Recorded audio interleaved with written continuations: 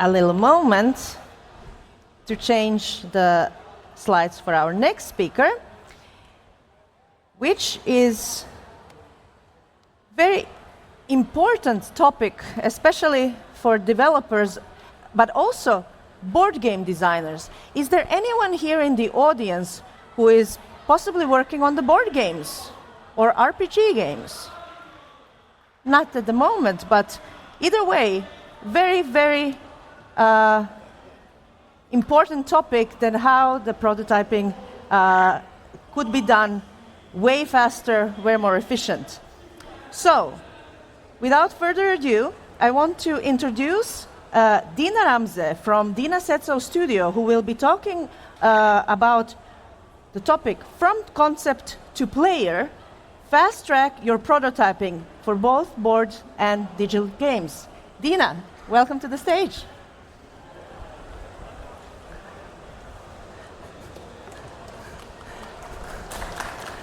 Thank you, Natasha.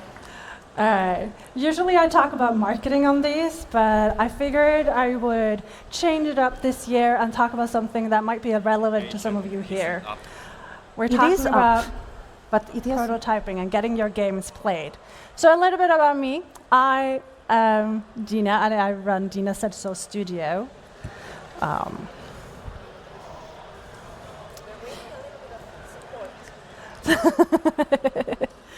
Do you want to get this one going? It should be, the guys should be changing, but we will see. Double change. Yes. Well, they sort that out. That's why we got people, right? I started in games more than 20 years ago, which makes me always feel really old when I get to say it. But I also started really, really young. When I was 14, I was working on a TTRPG project that was the first one in Europe to be printed on a traditional publisher. We ended up printing Itras By in Norway with Colophon, which is one of the largest printing houses there. Since then, I've been working in games industry for Electronic Arts, for King Games, and 5 years ago I started my own company, the Dina Setso Studio, where we provide front-to-end support for all of our clients, being marketing, iteration, playtesting, and everything in between. If they're wondering about how to get prototyping done, we're there, we know them. And later today, we'll also have a workshop for people who are actually working on their own prototype, so we can look at better ways to work on your iteration process and get your games played with people. Oh, looking like it's coming on. Great. So today we're going to talk about from concept to player, to fast track your prototyping and get your games played. A brief overview is that we're going to talk about rapid prototyping techniques, playtesting feedback, data-driven approach, community building, as well as marketing and crowdfunding, because that's my jam. As I said, I started in 2019. I've worked since then with more than 300 game designers. We've raised 10 million on Kickstarter across our projects, and I got an international team, which I absolutely adore, and I couldn't do all what I do today without them. We're all 100% remote, and the first time most of these people got to meet each other was earlier this year. In 2022, we had 10% of all the funded tabletop campaigns on Kickstarter run through our company. That means that we do somewhere between 50 to 60, sometimes 70 campaigns a year. You can imagine our days are sometimes very busy. Very often I hear people come to me and they're like, I have a brilliant game idea. It's going to be so good. When people get to see it, they're just going to come and they're going to run and they're going to want it. Because ideas are great, but there is a couple of steps between having a great idea and something that hits the marketplace. And that's where prototyping comes in. In a world of kill your darlings, it can be really daunting to bring your game out for prototyping.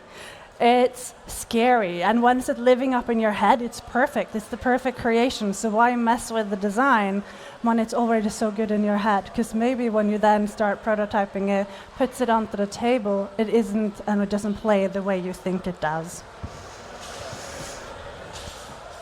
And imagine a world where game designs were just perfect, straight from your head onto the table. It would be a game designer's dream. Luckily for me, that's not the case, otherwise I wouldn't have a job. But unlike sort of novels, games are an interactive experience. It's the thrill of the strategic maneuvers, the sensory delight, the weight of the components, the quality. It's the shared experience around the table. It is basically a leap from your imagination and bringing it to other people. So how do we do that? And that's where prototyping comes. It bridges the gap between the mind and the marketplace. I'm going a little bit too fast for myself. So maybe you also spend hours and hours cutting up cardboard from cereal boxes, late night, sort of drawing out game boards and rolls of paper. I know I have. But today we have a lot more different tools on hand. And we don't have to sit and cut out cardboards unless we want to, because it can be fun too. But with print-on-demand services, we can transform our games into physical representation basically overnight. We have 3D printing that obviously allows us to create complex structures and miniatures at the tip of our hands. I mean, they even got 3D printers in libraries, a lot of places here in Finland, which I think is fantastic. There's also digital platforms. Tabletopia and Tabletop Simulator is definitely the biggest ones that we get to work with. But it isn't just about the physical components that makes a game. There's also the testing, the refining, and the iterations. By rapidly being able to create and testing different versions of your game, we can identify better what works and what doesn't, and then we can make the necessary changes on the fly. I definitely learned this firsthand when earlier this year, me and my partner was going to work on Microgame May. Microgame May is a community-led tag that every year for May, we try to bring out microgames. Instead of having the big, giant boxes that are really complicated, we challenge game designers that we work with and beyond our community to create the smallest game possible. And very often, these games in the form of 18-card games. We had a great idea of this space trading game where you would claim areas and wielded with 18 blank cards, some components, and colorful pen markers, we sat down to prototype it to get it to play as fast as possible. Unfortunately, I hated it. And my partner said, maybe there is something here, and I'm like, no, scrap it, it doesn't work. By doing this, by being able to, right there and then, being able to playtest it, we realized that sometimes things and imaginations are great, but they don't always work on the table. And instead of wasting hours on, cutting up the cardboard and getting a proper prototype done, making some art, we just scrapped it and killed our darlings really quickly. So how can we take these lessons and then move forward in our design? Well, like in the experiences with our space trading game, it was the iteration process was sort of highlighted, that getting it to play is very important. But are we always ready for feedback? Very often when I talk about getting playtested, we differentiate between open, blind, and blind playtesting. Open being the game designer is often involved, and then blind meaning he writes a rule book or some instructions and provides components, and then hands it to someone else and he's outside of it and hoping for good feedback. Both of those can be incredibly scary for a lot of designers, especially if they're first time. And we have a whole guide on what kind of questions should you ask your designers and what kind of questions should you ask your players up on our blog, if anyone is wondering.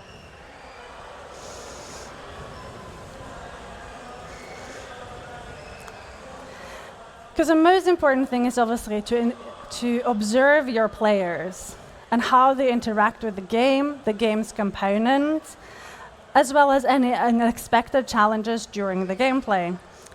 And this allows you to improve and obviously identify where you should improve and where it becomes challenging. One of our clients recently were telling us about a playtesting experience they had where the game was having a bunch of cards, and depending on how you acquired the card, it would be a plus or minus one during gameplay. A lot of his players were saying how it was so challenging for them to be like, oh, is this a plus one or a plus two? And they were rotated based on which one they were supposed to. But this made it so challenging for the players to keep up with the gameplay and for immersion that by scrapping the idea entirely, the onboarding process to get the gameplay was much, much lower, and people were actually starting to enjoy it because they weren't hindered by having to do unnecessary math.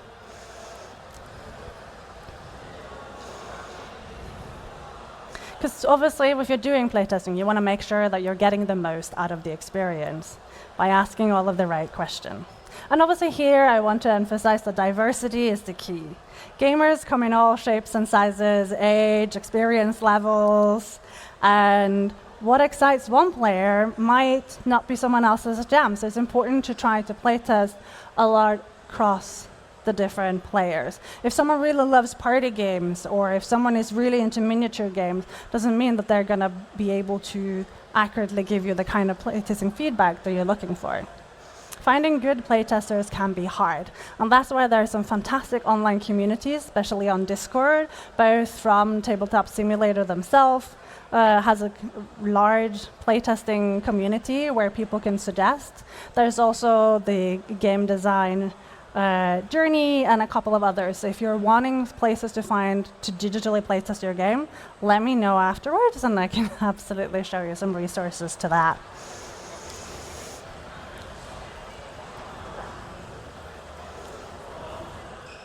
And then comes the data-driven approach. Beyond traditional playtesting, we can obviously use technology to gain deeper insight into our games. AI simulations can create your virtual players and test different skills and player styles and modes of gameplay. One of our clients recently built a whole AI system in order to make sure that the balance of the game was properly. He had a real-time game where everyone was moving cubes around, and he wanted to make sure that the movements of where the placement is of all of the components were minimized so that there was no hindrance in the physical presentation, but that the gameplay was purely on what cards are you doing and the manipulation of them. And he said that he was able to run about 300 hours of the different player characters approaches that he was running in order to make sure that all of them could have a satisfaction experience, and then he tested it with actual players that fit the profiles of the ones who would enjoy his game. It saved him probably a year of playtesting by being able to run these simulations, but also then bringing it to real players afterwards was fantastic, because then he was able to see, does it actually work? Because humans are complex creatures. We can't always all be replaced by AI. And obviously the data analysis makes this even further. Obviously, having virtual players is fantastic, but also by tracking players' choices, win rates, and game metrics, you can uncover patterns in your game where you can maybe open up for flaws that the gaming system that you created has. It allows us to redefine your gaming mechanics, balance difficulties, as well as creating a more engaging experience for everyone.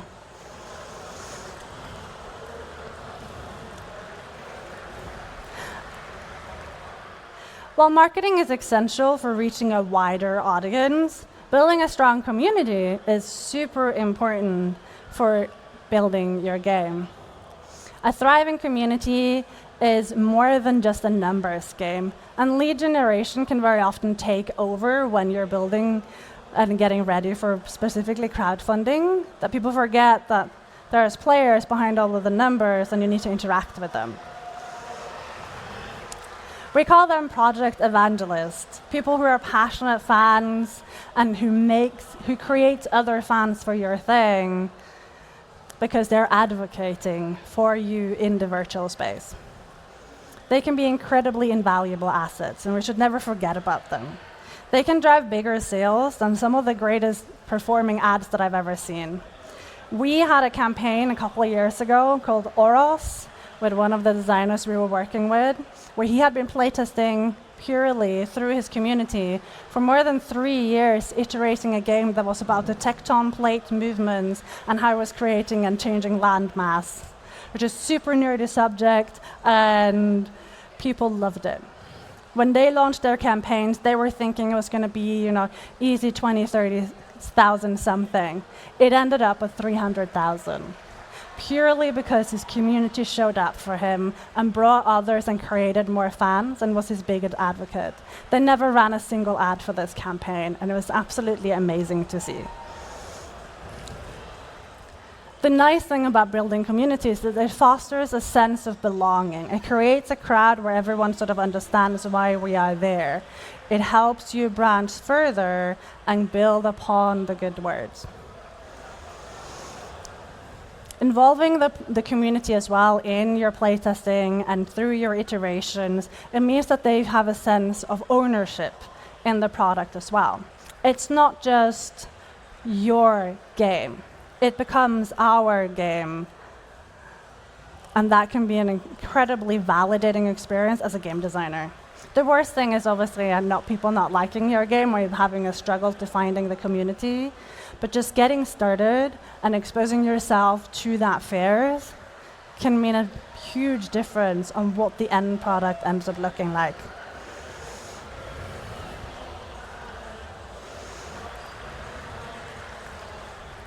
So let's not just think about game design, but we also have to make it.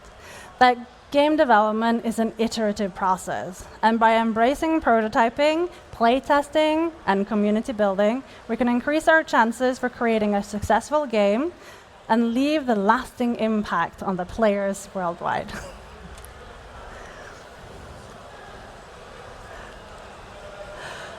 That was me. Does anyone have any questions about this? Yes, this is time for questions and comments. Thank you, Dina. So, prototyping. I guess you all prototype a lot, different kinds of products and different kinds of things. But yeah, now it's perfect time to ask. Dina is also a game designer and also working very much in marketing. I mean, that's your spiel. Kind of like how to merge. So if you have any of these thoughts even now to ask, please do. I will come, just raise your hand and I'll come with the mic. I'm trying to keep it away because of, other issues away from my attached mic. But yeah, any thoughts? Any questions?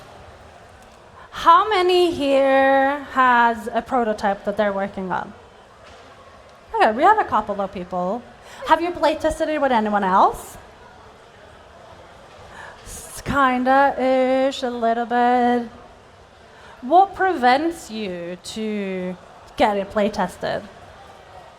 Does anyone want to answer? Because I will give you the mic to, so what prevents you to playtest? What are the issues, possibly? Anyone want to share? Here, Natasha, in front. Here, sorry. Thanks for your presentation. It's more likely because it's not ready for playtesting. Oh, I hear that one a lot. Still in progress. Yes.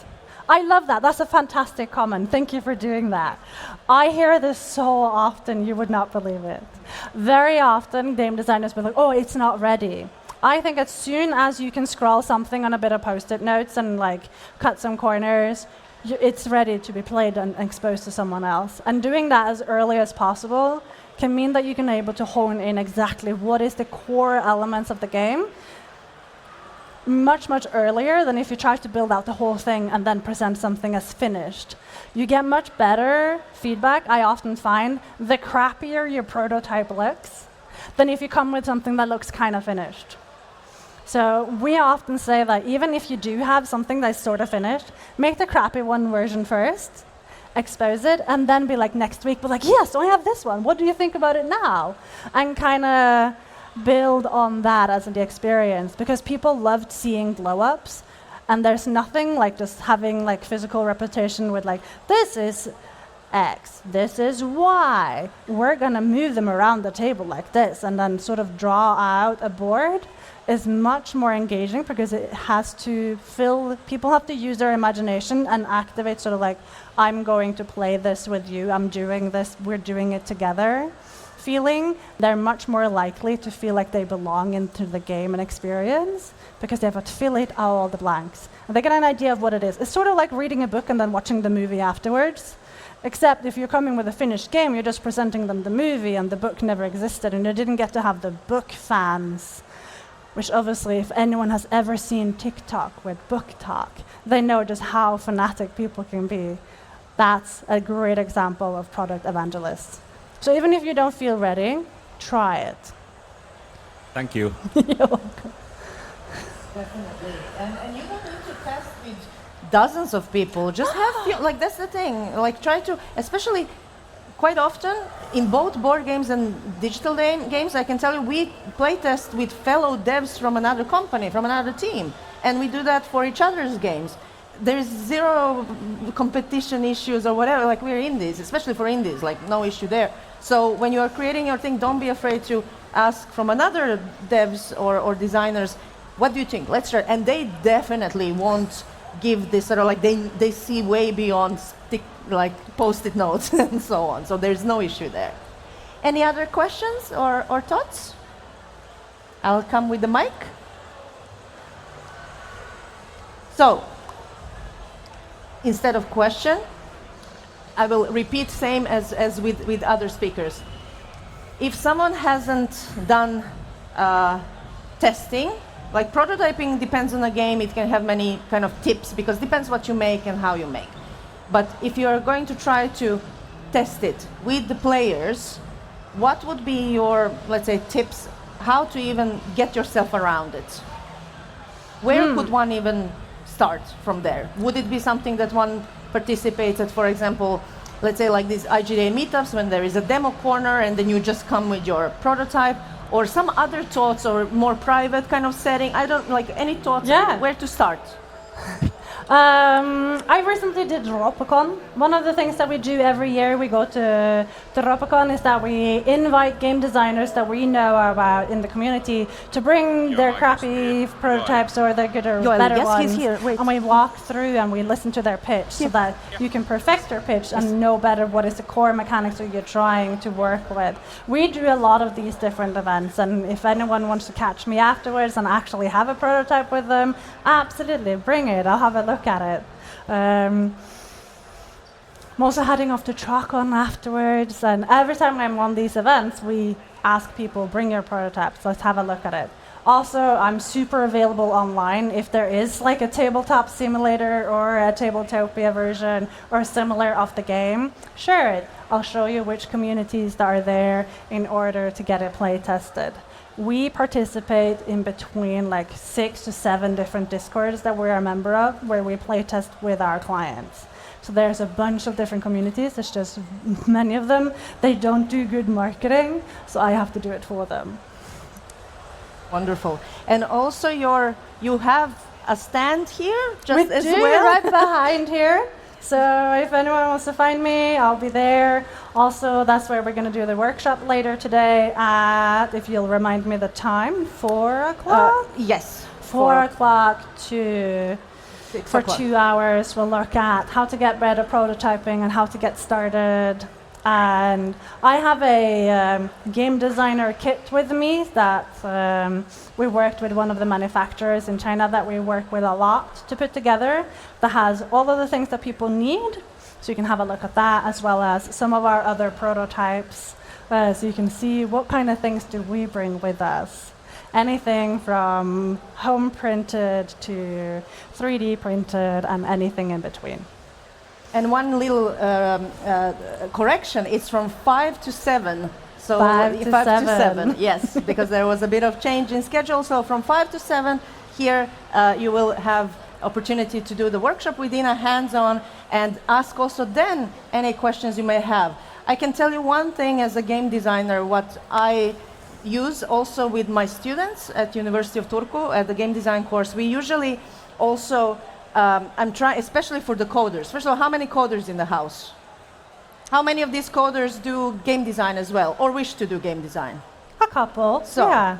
exactly. So the thing is, before you do even the line of code, you can actually do so much stuff with sticks and rocks, literally, to see if things make sense. I know it seems weird for a coder to do such a thing, but as a designer, one thing is that when you have a vision and things are being, like that, it's really easier to kind of have it mapped out in a physical space, because when it's a good game design, that's the only thing that matters. No matter how good your code is or good graphics are for the artist or any cool effects you may have, if design sucks, players won't enjoy it.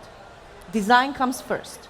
And that's why, even for the coders, I know it seems like weird, but highly recommend to really prototype fast and not be afraid to try it out with different people, see and really listen to that feedback in the sense that what could be better, because that will save you so much time, effort, money, and everything else, especially for the coders. You don't want to refactor everything on a weekly or monthly basis, let's be honest. And no one else from the team enjoys that either. So this is something that is highly recommended as well. Like, just don't be afraid to, change your initial methods, experiment, see what works for you and your team. That's basically one tip I have from over a decade of doing this.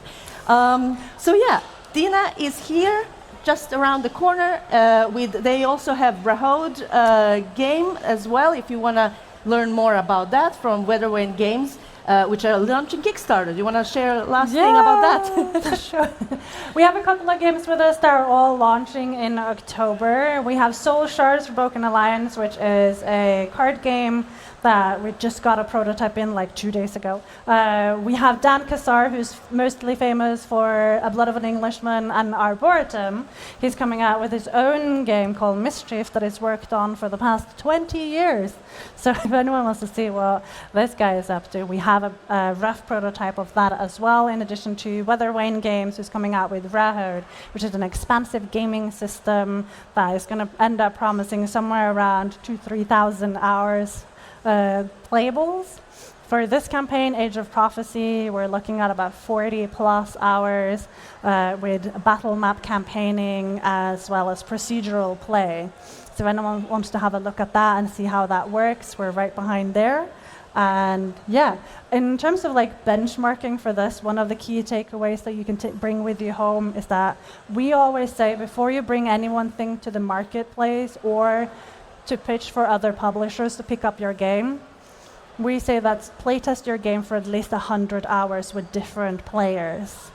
That is the absolute benchmark. No one will start looking at your game unless it's been playtested for at least 100 hours, and you have a good list of playtesters that has tested it, just to prove that you have exposed your game to a lot of different players. And often when we get things pitched to us, if it hasn't met the benchmark of 100 hours, we will either encourage you to go back and do that and then come back when you're done, or we will do it for you.